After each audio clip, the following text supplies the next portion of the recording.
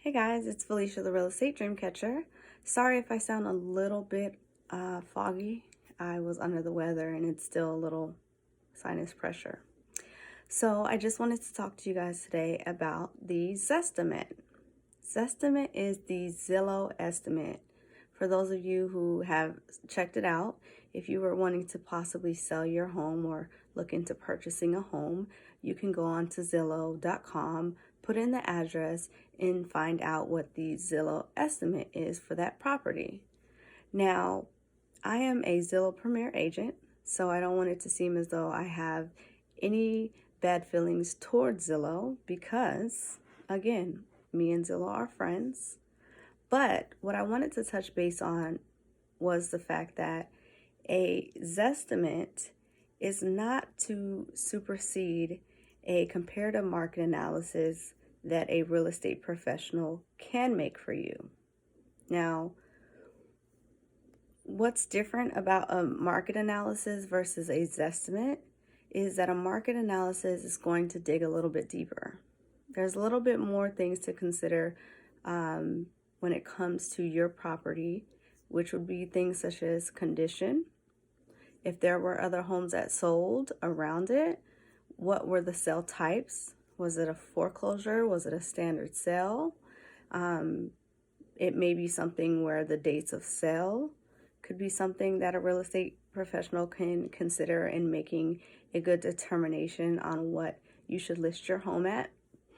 And then many of you may be wondering too, well, how do they get their numbers? Well, it's not based off of these factors, but it's close. It's close.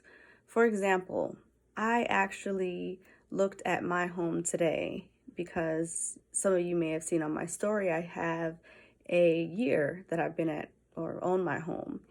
And my home posted on the Zestimate for approximately $186. I have a small townhome in Southern Maryland. Now, it's not bad. I guess it's a little bit more than what I paid, but I personally know that the Zestimate would be putting me at a disadvantage, a slight disadvantage, because there are a couple of homes that have sold for over $191. Okay, exactly the same. It's, new builds, not too much different about them at all. Condition, things of that nature that I can look into and see. But the Zestimate in this instance would be giving me a lower number. Now, what I would like to point out is that Zillow Zestimates have a range, and I think that should actually be up there more so than the Zestimate. If you were to pay attention to the Zestimate range, that's pretty accurate.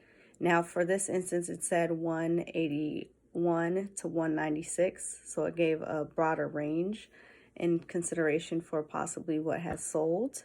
And that, I think, is what most sellers or potential home buyers should look at.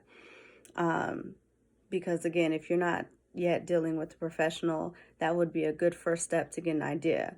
But just looking at the Zestimate alone, that one number alone, I just would hate for you to get discouraged or maybe a little too encouraged, thinking you could possibly get a little bit more for your property than what it is. So it goes both ways. So if you're considering selling again, it would be a good place to start, but you definitely want to seek the help of a professional like myself. And that way, once you do speak with someone like me, I'll explain to you that the price of your home and the value of your home actually is really what someone's willing to pay. So we'll discuss why. Why would someone be willing to pay this X amount for your home? Because you have to remember that if you get an appraisal, that's really going to be the accuracy or the top max of what you most likely can get if someone's seeking a loan to purchase your home. Now, if they just truly love it, okay, that goes back to value. It's really what someone's willing to pay, because even if it doesn't appraise and they wanted that badly, then hey, money talks. But just to kind of give you an idea of how things work, definitely start with Zestimate, but seek a professional.